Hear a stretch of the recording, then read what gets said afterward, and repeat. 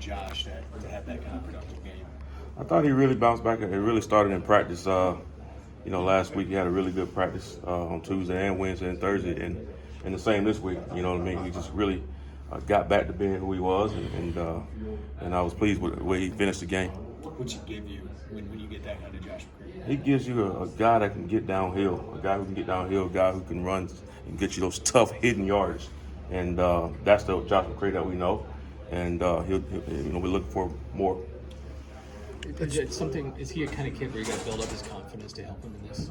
No, he's a very confident kid. I just think, just doing it in practice at a high level and really finding his niche and getting back in the game speed, game tempo, finding his rhythm there. He found his rhythm there in the second half and started to get downhill the way we know he can be.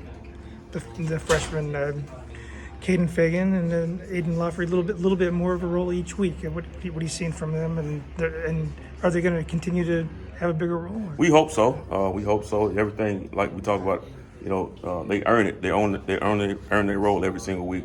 This week they've had 2 really good days of practice, both of them, and we hope to to give them more and more as they earn it.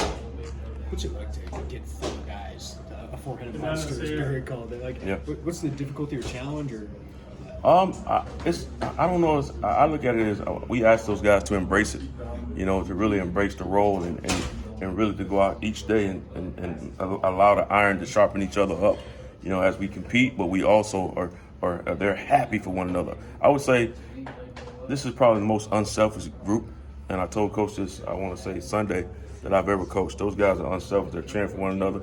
They're not worried about the number of carries. They're not worried about anything. They're just worried about trying to put production on the field and trying to find a way to win the game.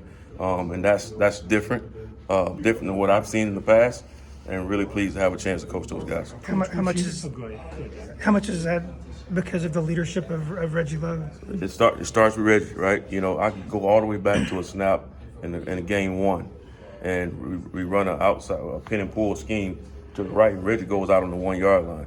He's tired. He's at the end of the drive. Most running backs, my 20-year career, they're going to stay in and try to score. He knows the next play, probably going to run the ball.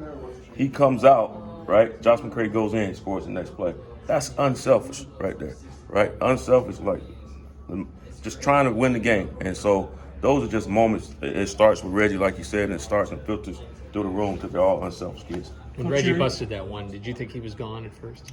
I thought so. I was hopeful that he would be gone, but we found a way to get in there. Yeah. Coach, your history, do you see running games kind of gradually get better? Yes, sir. Has that always been the case? Kind of see it kind of rise as you play more and more, as you get the game speed, different teams, you gather that, and guys start getting better and getting in sync with one another. Yes.